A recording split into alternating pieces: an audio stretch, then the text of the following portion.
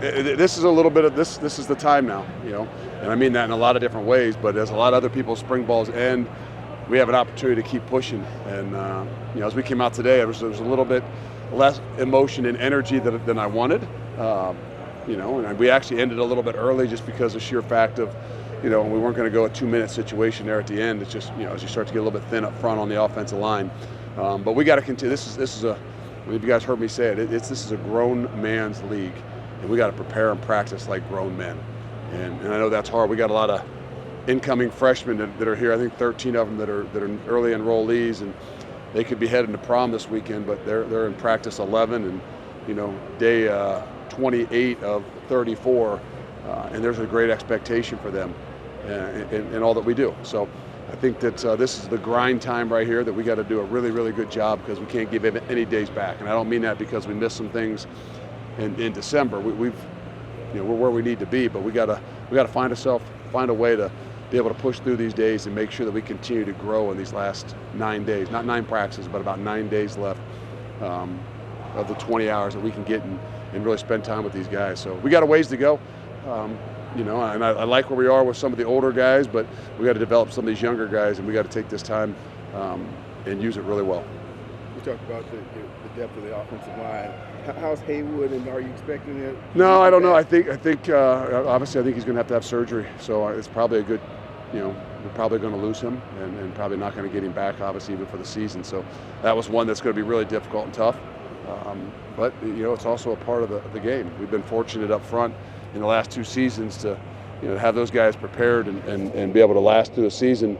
And now we got to have to figure out how we're going to manage some of that and move some guys around and expect some other guys to step up, whether it's Leighton Nelson and Emerson Mandel and guys like that got to step in. Is it an ACL or what? Yeah. Is there any thought maybe to moving Joe or Riley to that spot? Oh, yeah, there's plenty of ability to move. Right now, in where we are offensively and what we want to continue to do, it's really difficult to do that. Even a Riley or a Joe at this moment, like we have to give other guys opportunities to step up. They've been here for a while. They've deserved that chance and that opportunity. And then as we get into the summer, we'll figure out how we're going to be able to fit that and what's going to be best for us because we got a lot of time to get guys into positions. To me, it's still about understanding the whole and making sure we're not taking any steps backwards when you have injuries. So we'll move forward. I know you're focusing on this team, but are there any positions you feel like you have to address because of attrition or lack of depth when you evaluate this portal window? I mean, we'll see here. This is we don't really know what to expect with this next window. To be honest, I mean, everybody can say, oh yeah, this Wednesday or the portal things, but you got really no idea what to expect. So we're going to take it day to day and continue to evaluate the things we need to do. But we feel really good about the guys we got within the program, and it's an opportunity for somebody else to step up, play a lot of plays, and get a lot of experience, and then we'll be able to assess kind of from there. The settlement kind of still hanging out there, the house settlement. Does that make it hard to know what to expect? Is the roster limit is still kind of? Yeah, I mean, I think the hardest thing about that is some of the guys within your program, that even in the winter we had some conversations with to say, hey, I don't know what this thing's going to go to. If it goes to 105, we're going to have to make some tough decisions.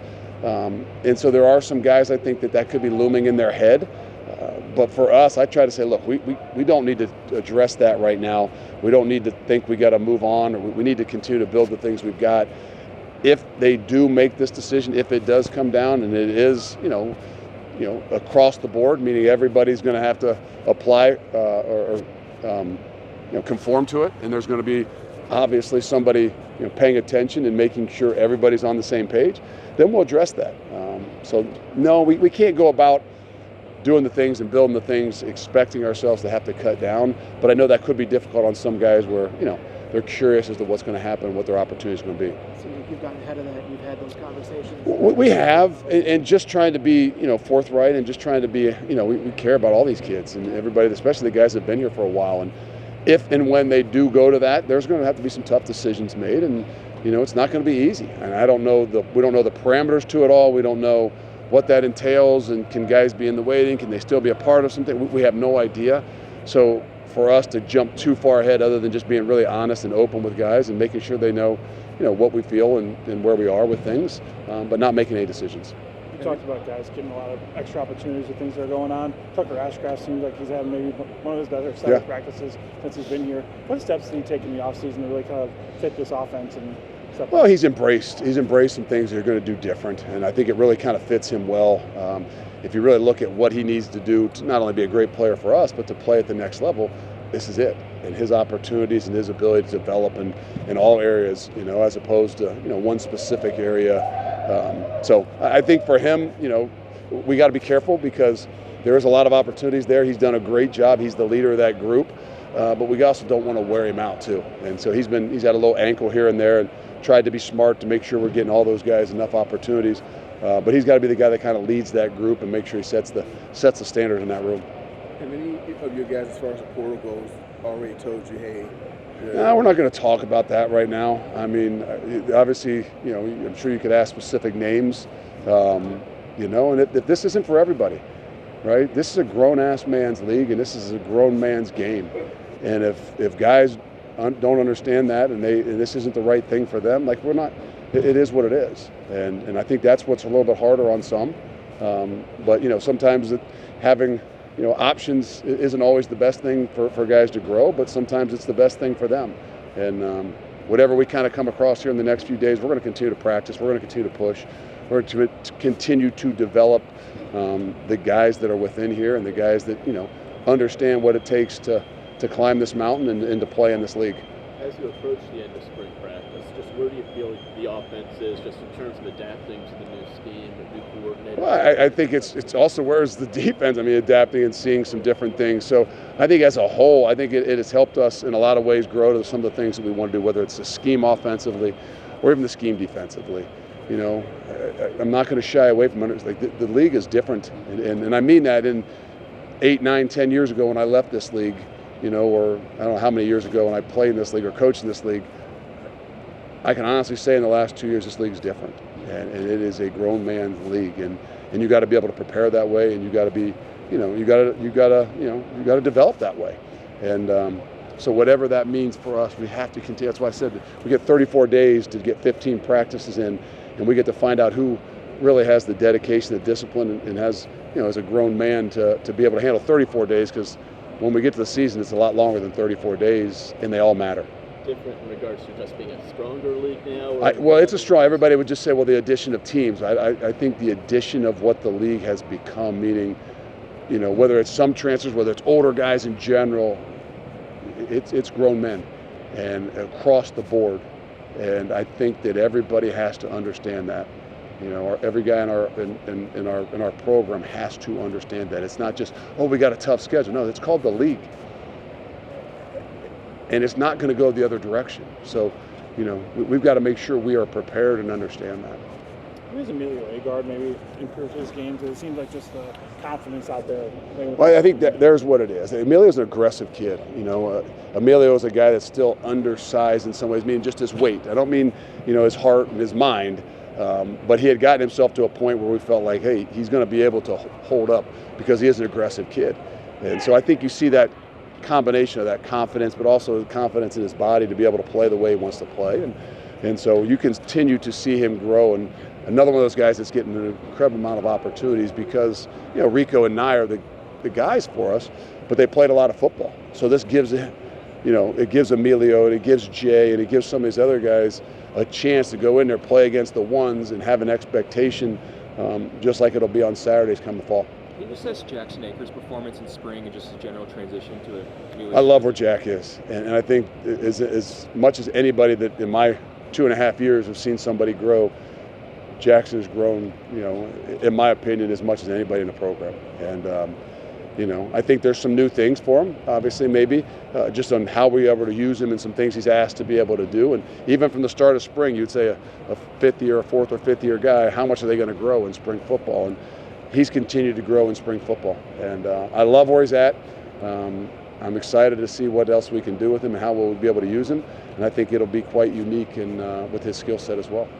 Getting the Tuka, he's gotten a lot of work, and we talked about the other running backs. I'm wondering what your thoughts on what he's been doing and what kind of pops out about him. I was curious to see, right? I mean, I was curious to see how Gideon would handle this spring. technically maybe being the third guy in that room or the fourth guy in that room with some older guys and Dylan and Darion. And he's done nothing but kind of come out and compete, not say a word, take every one of these opportunities like a grown man. And he is a lot further along than I think I would ever have thought. And I think as we talked about it, even about it yesterday, I mean, we got the utmost confidence in him, whether he's the 1, 2, or 3 back, whatever that is in the midst of what we've got. But we're feeling better and better about that room, and a lot of it's because of Gideon. Luke, a lot of talk, obviously, about getting bigger in the front seven. Are you starting to see the early returns of that? Well, we'll see. But yes, I mean, on a daily basis, we do see it. I don't think it shouldn't be that hard for all of us to see it. Now, there's another step that we've got to be able to do. It's just bigger is not always, what wins. It's physicality as well. But the bigger you are, the more you can hold up. But we still got to continue to train and understand what physicality really looks like. And I think that's where I kind of said the whole of spring football has given us a better chance to assess ourselves, whether it's an individual or us as a whole, as a team, offense or defense. I know you like competition everywhere. Do you feel like Gavin Lom's given Fickell some competition for that place kicking? Yeah. Lom has done a great job. And to be honest with you, Bakos has done a great job. And it's going to be one of those ones that we're going to have to figure it out. I don't know that either one just wants to be a kickoff specialist, and I respect that. And we got to do a really good job to be able to keep both those guys, because where they both have a really unique skill set, there still is a little bit different. Lom by nature does have a bigger leg on some of those really long ones, but Bakos just the other day, was pretty consistent with his 55-yarders as well. So another kind of spot that gives you some confidence in what it is you're doing. Talking about guys having growth, would you include Jamel Howard in that? Yes. Jamel in the last 4 months has taken some really big steps, and I'm sure that you guys see it a little bit in the game, but also in what he does when he walks off the field as well. And sometimes that's the hard thing about this game today. It's becoming such a business-oriented, and things happen so fast that sometimes young guys, don't get some opportunities to grow up. And I'm not saying we're going to give everybody 2.5 years or whatever, but what he's done in the last 4 months compared to what he did even in the first 2 years, it's very noticeable. Obviously, that's why you're asking, but I can tell you from within, it's very noticeable from our perspective too.